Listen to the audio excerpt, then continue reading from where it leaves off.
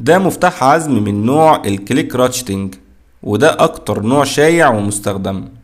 في الفيديو ده هنفكه من جوه ونشوف الميكانيزم الداخلي بيشتغل ازاي. بس قبل ما ندخل جواه خلينا الاول نفهم هو بيستخدم ازاي وايه المكونات الاساسية بتاعته. اول حاجة العزم هو قوة دورانية، وبيتقاس عادة بالفوت باوند او الانش باوند او النيوتن متر.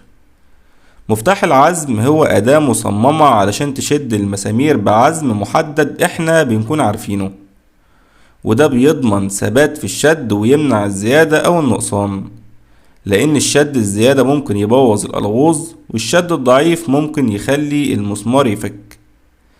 استخدام مفتاح العزم في الفك مش صح، وممكن يبوظ الأداة ويأثر على دقتها، لأن ليها حد أقصى للعزم، واستخدامها في الفك بيعرضها لقوة أعلى من اللي متصممة عليه.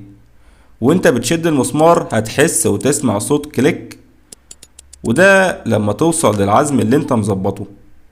الصوت ده معناه انك توقف شد فورا علشان تمنع الشد الزيادة. المقبض هو الجزء اللي بتمسكه بإيدك، وهو كمان اللي بتستخدمه علشان تظبط قيمة العزم. مقياس العزم الأساسي محفور على جسم المفتاح، وفي تقسيمات أدق على المقبض علشان تظبط القيمة بشكل أدق. وفي حلقة قفل بسوستة وظيفتها تثبت قيمة العزم اللي انت مظبطها علشان ما تتغيرش بالغلط أثناء التشغيل. علشان تغير قيمة العزم بتضغط الأول على حلقة القفل وبعدين تلف المقبض. لف المقبض مع عقارب الساعة بيزود العزم، وعكس عقارب الساعة بيقلله. ولما توصل للقيمة المطلوبة بتسيب حلقة القفل علشان تثبت المقبض على القيمة اللي انت عايزها. فمثلا لو عايز تظبط العزم على 32 انش باوند، بتلف المقبض لحد ما حفته تبقى على علامة ال30 في التدريج الرئيسي، ويجي صفر المقبض على الخط الرئيسي. بعد كده تلف المقبض مع قارب الساعة لحد ما علامة 2 تيجي على نفس الخط. كده العزم بقى 32 انش باوند. وده راس الراتشت، بيسمح لك تلف المسمار في اتجاه واحد، ويمنع اللف في الاتجاه العكسي من غير ما تحتاج ترفع المفتاح وترجعه كل مرة.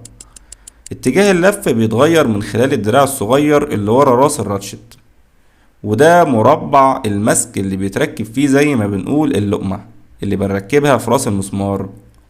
يعني ده المكان اللي بتركب فيه السوكت المناسب لمقاس المسمار. وأشهر مقاسات الجزء المربع ده هي ربع بوصة أو 3/8 بوصة أو نص بوصة. السوكت بيمسك في مكانه عن طريق كرة بسوستة. لو بصينا جوه راس الراتشت هنلاقي ترس ومعاه دراعين متوصلين بسوست. مربع المسك متوصل بالترس وبيتحرك في الاتجاهين، والدراعين واحد بس فيهم بيشتغل في كل مرة. والدراع اللي ورا راس الراتشت هو اللي بيحدد أي دراع هو اللي ماسك في الترس، وبكده بتحدد اتجاه الدوران.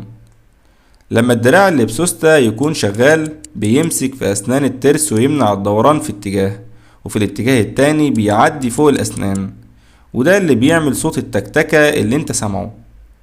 نيجي بقى لميكانيزم الكليك جوه مفتاح العزم. تحت راس الراتشت مباشرة في دبوس ماسك الراس في جسم المفتاح، وجسم المفتاح نفسه أنبوبة معدنية فاضية من جوه. الدبوس ده بيسمح للراس انها تميل شوية جوه الجسم. في آخر الراس في مجرى بيمسك فيه بلوك متحرك، ومن الناحية التانية في قطعة فاصلة فيها مجرى برضو. البلوك والقطعة الفاصلة مضغوطين عن طريق سوستة كبيرة قابلة للضبط.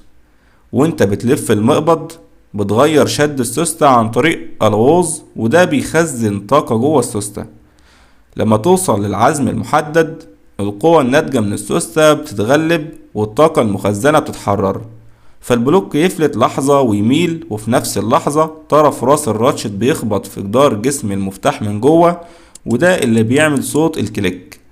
بعد صوت الكليك مفيش حاجة تمنع المستخدم انه يكمل شد. علشان كده مفاتيح العزم من نوع الكليك مش 100% منع للشد الزيادة. علشان كده يفضل قبل التخزين لفترة طويلة انك ترجع مفتاح العزم لأقل قيمة عزم ليه، علشان تفك شد السوستة الداخلية وتمنع ظاهرة تشوه تدريجي بتحصل مع الضغط المستمر. طيب ازاي المقبض بيبقى مقفول اثناء الاستخدام؟ في كذا مجرى على جسم المفتاح على مسار حركة المقبض تحت حلقة القفل. في 5 فتحات حوالين المقبض، وفي كل فتحة كرة صغيرة. حلقة القفل ماسكاهم في وضع القفل بواسطة السوستة، والكرات بتدخل في المجرى دي وبكده بتمنع المقبض من اللف. فلما تشد حلقة القفل بيبقى في فراغ فوق الكور، وساعتها بتخرج من المجرى وبيسمح للمقبض انه يلف.